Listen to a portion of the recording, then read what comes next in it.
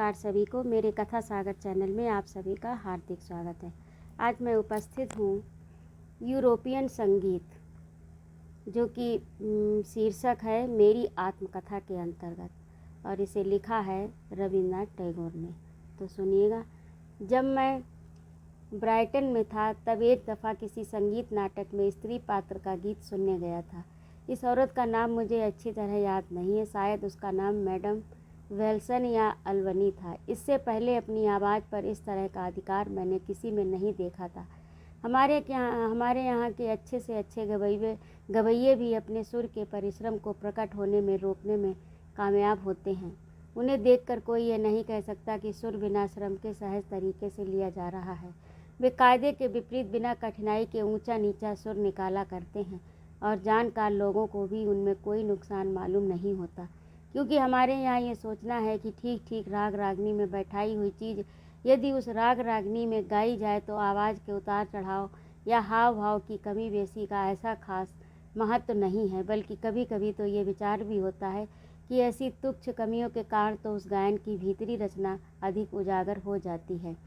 शायद इसी कायदे के अनुसार वैराग्य के राजा महादेव के मन की महिमा नग्न रहने के कारण ज़्यादा उजागर हुई है। लेकिन यूरोप में ये बात नहीं है। वहाँ तो बाहरी ठाट बाट में जरा भी कमी नहीं दिखलाई पड़ने देने की धारा है। तुच्छ से तुच्छ भूल पर भी वहाँ माफ़ कर देने की परंपरा नहीं है। जरा चूके की सुनने वालों ने दिल लगी उड़ाई।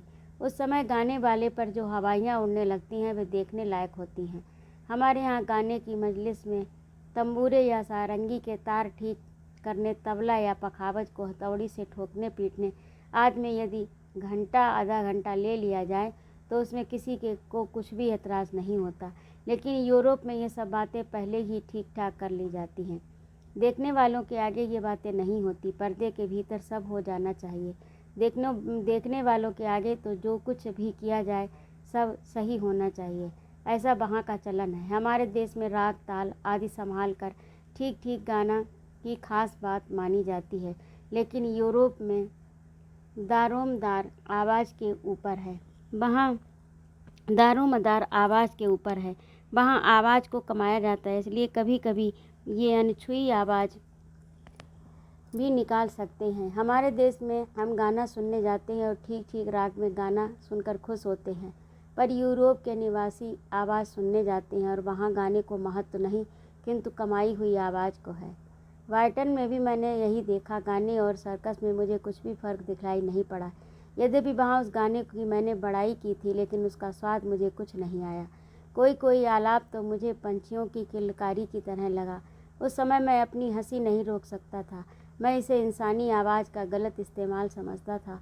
उस गायिका के बाद एक गवैये ने गाया, वह मुझे कुछ ठीक मालूम हुआ। उस गायन में मुझे मध्यम सप्तक का सुर खास अच्छा लगा, क्योंकि वही कुछ इंसानी आवाज़ से मिलता जुलता है।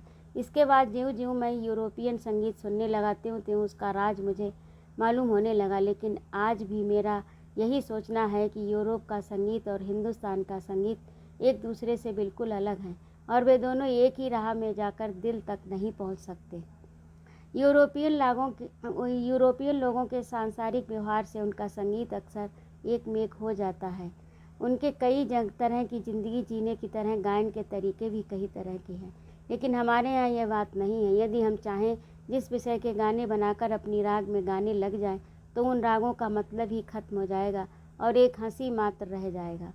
इसका कारण यह है कि हमारी राग रागनियाँ व्यवहार पर निर्भर हैं। रोजाना के कारण व्यवहार उन्हें सार रहित मालूम होते हैं, इसलिए राग रागनियाँ करुणा या वैराग्य जैसी कोमल भावनाओं को पैदा कर सकती हैं। उनका काम आत्मा के अप्रकट, अनजान और गहरे राज का चित्र तैयार करना है। हमारे रागों को गाते गाते गवैये का मन इतना डूब जाता है कि उसे फिर वनवास ही सोचता है, और आफत में फंसे इंसान समझने लगते हैं कि मेरी विनती से ईश्वर रीझ गया और मुझे मिल गया है। हमारी राग रागनियों में ऐसे भावों को ज़्यादा सुभीता मिला हुआ है और उसमें से इन्हीं का सुर निकलता है।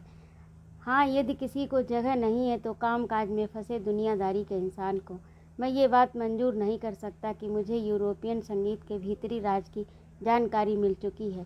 यद्यपि मैं उसके दिल तक तो नहीं जा सकता, तो भी बाहरी रूप पर से जो कुछ जानकारी हासिल कर सका उसने मुझे एक बात में तो लुभा ही लिया है।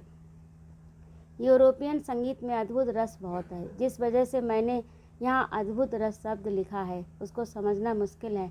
मैं ज़्यादा से ज़्यादा यही कह सकता हूँ कि यूरोपियन गायन के अमुक अमुक अंग हैं, अनेकपन, विस्तार और संसार सागर की लहरों तथा संपूर्ण रूप से हिला देने वाले पूर कर फैले हुए बादल, बदलते उजाले और छाया, यह उसका एक अंग है। इसके साथ साथ दूसरा अंग है जो इसके बिल्कुल ही अलग है। वह यह है कि फैला हुआ आकाश, उसका नीला रंग, दूर दिखलाई पड़ने वाले क्षितिज की गोल आकृति और उसका चुपचाप दुनिया की असीमता की ओर इशारा। मेरे इस कहने में शक हो सकता है, पर मैं ये कह सकता हूँ कि जब जब यूरोपियन गायन से भावनाएं चंचल हो उठती थी, तब तब मन ही मन कहने लगता था, ये संगीत अद्भुत रस भरा है, जिंदगी की पलक को गायन में जमा रहा है। मेरा ये मतलब नहीं है कि हमारे गायन में ऐसा यत्न नहीं दिखलाई पड़ेगा। हमारे गायन के भी किसी भेद या उपभेद में इस तरह का यत्न थोड़े बहुत अंशों में दिखलाई पड़ेगा। फ़र्क इतना ही है कि हमारे यहाँ यूरोपियन संगीत की तरह इन बातों को ज़्यादा बल नहीं दिया गया है। हमारे यहाँ इन बातों का मिलना बहुत कम है और जितनी मिलती हैं उसमें कामयाबी नहीं मिली है। तारों के उजालों से चमचमाती रात में और सूरज की किरणों में ललाई लिए सुबह के समय में हमारे राग गाए जाते हैं। बादलों की काली छाया में डूबने वाले और सारा आकाश फैले हुए दुखों का विजन बन में धब धब करके बहने वाले झरनों के चुप चुप और मोह करने वाले मिठास का, कानों को मीठा लगने वाला आलाप इसमें से निकला करता है। तो ये था आज का अंश। आप लोगों को कैसा लगा कमेंट करके अवश्य बताइएगा और कृपया मेरे चैनल को भी सब्सक्राइब कर दीजिएगा। सुनने के लिए आप सभी का अनंत आभार। जय माँ भारती।